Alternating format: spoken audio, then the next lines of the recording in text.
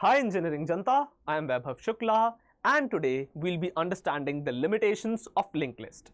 This is another free video in the DSA series that we are building for you so that you thrive high in your career. So, before I dive in deep into the limitations of linked list, I sincerely suggest you go ahead, watch the introduction and basics of the linked list so that you have a basic idea what data structure it is, how it works, fine. So, let's dive in deep and let's understand what exactly is the problem. So for that, I'll first of all draw a basic linked list for your reference, fine.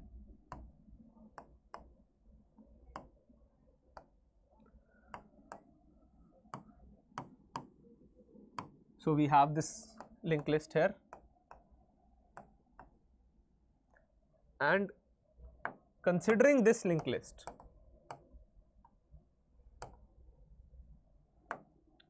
what you can do is, you can think that these are the pointer portions and I have explained that one portion of a node, this is a node, one portion of a node stores pointer and one stores value, fine. So same goes for the complete linked list, fine. Now let's understand what exactly are the limitations for the same. So one is slow random access. Now here it is written that linked lists do not allow for direct access to the element based on an index, fine. So why we are comparing it to an index? Because we know that in an array like this, when you have 5 contiguous or 4 contiguous blocks of memory, here 5 contiguous blocks of memory are there for you. So I have these indices 0, 1, 2, 3, 4. If I want to access some value, say there is 10 on this index 1. So on this index, if I want to randomly access this particular value, I can. If the name of this array is ARR, I can simply write ARR of 1 and I can access the value, fine. So by principle, I can randomly access any value using an index in arrays, whereas it is not that easily possible in the case of linked lists, number one. Fine, because if I want that, if here is a value stored 10, here is 20, now I want to randomly access 20, can I? I cannot. Why? Because there is a head that will give me first of all address to this particular node, then this particular node would take me further and then again I would have another node, then I'll go further and check whether 20 is there or not. So I'll check for 20 first of all, here I didn't get, I'll go further, I'll check here, I didn't get, I'll go further and then 20 would be lying there and I'll return that, fine. So I cannot randomly access, I have to traverse, fine. That is a big problem in linked list, that you have to traverse, at least in the case of single linked list, you have to traverse the full linked list from the beginning. Now, if you're having a doubly linked list, in that case, you can traverse it from the end as well. For example, what exactly a doubly linked list is, we'll talk in the next video. I'll explain you the types of linked lists so that you have a basic idea of what to use at which point of time. Simple, fine. Now, there is memory overhead. Apart from this slow random access that I cannot randomly access any element, the second problem is memory overhead. Now, if I want to store these values 11, 13, 14, 15, I can simply store them in a contiguous block of memory if it is an array, fine. I can simply store it. But the problem with linked list is, it definitely gives me the freedom of memory, no doubt about that. But I store one value, after that I have to store a pointer to the next node, fine. So it is making me independent in terms of memory blocks. I can take one memory block from one particular end, I can take another memory block from another particular end and join them in a linked list, fine. But the required space to store values or the required space to execute linked list is more, because in a node there are two things that I need to store. One is the value, other is the pointer. So for every existing value, if there are 5 values here, I have to store 5 pointers as well, fine. I have to store 5 pointers. Why? I put 11 here. If I put 11 here, let's do that, fine. So I'll put 11 here and here as well. So let's try doing that. I put 11 here, and then 10 is there, then 13, and then 14. Let's have another node where 15 is stored, and then null pointer is there. So in this case, first of all, I have to store the head pointer somewhere. Then I have to have a space for the pointer to the next node.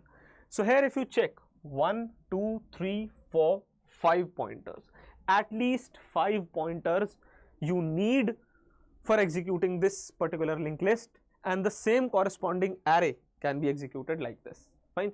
So it is definitely offering you the independence to actually get a value or actually store things in an efficient manner. That's very true, because at one block you can store one value, and at the second block you can store the other value, and then you can give a pointer to that second block.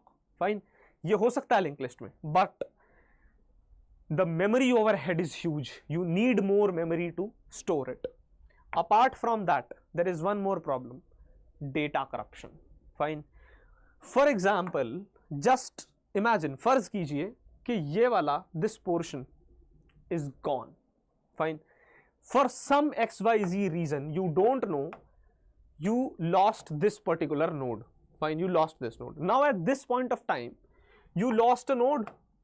Your pointer was pointing to that lost node, so now you do not know what exactly happened in that node. Values got corrupted, and now this particular node where you were pointing is not having a pointer here. Some data got corrupted and it is not having any pointer, and it is not having any value.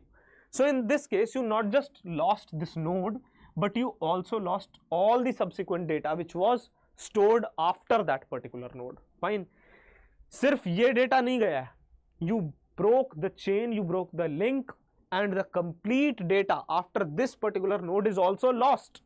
For your computer, it cannot be retrieved because you do not know the pointer or the address that was being pointed to this particular node, because the corruption has happened in this node. Now you do not have any pointer here. This pointer is now virtually non-existent. So this particular linked list is of no use, and you never know what data you had further if this data corrupts. As simple as that. Now, last but not the least, there is no possibility of backtracking in the singly linked list. Basically, single linked list that I'm showing you here. Fine, this kind of linked list. Let's return back the initial node format that we had. Fine. So these are the nodes, and we had 10 here, and then it was pointing here. So in this case, now we for sure know that we can go forward to traverse, but if I want to traverse backward, if I have reached here on 14 and I want to traverse backward, can I? No, I cannot. I cannot. Fine. In singly linked list, this is not possible, and that is the problem. Why am I regularly saying that ये nodes backtrack नहीं कर सकते, पीछे नहीं जा सकते? However, ये एक variation है linked list की जिसमें ये possible है. There is a variation of linked list in which backtracking is possible. Fine, that is called doubly linked list. We'll study about it in the subsequent videos. But right now, for singly linked list, there is no way. Fine. So you have to be very, very careful while studying this, that in singly linked list, if you want to reach an element, always from the beginning. You cannot come from the end. Fine. So these are the limitations, and if you didn't understand anything in limitations, go ahead and comment below this video. Tell me whatever doubt you have, I'll solve it out for you, because you can stand a chance to win Prepinsta Prime subscription for free if you are in top 3 comments. So go ahead, leverage out that chance. Alongside that, the link which are given in description, you can go ahead, follow us on social media handles so that you never miss any hiring update.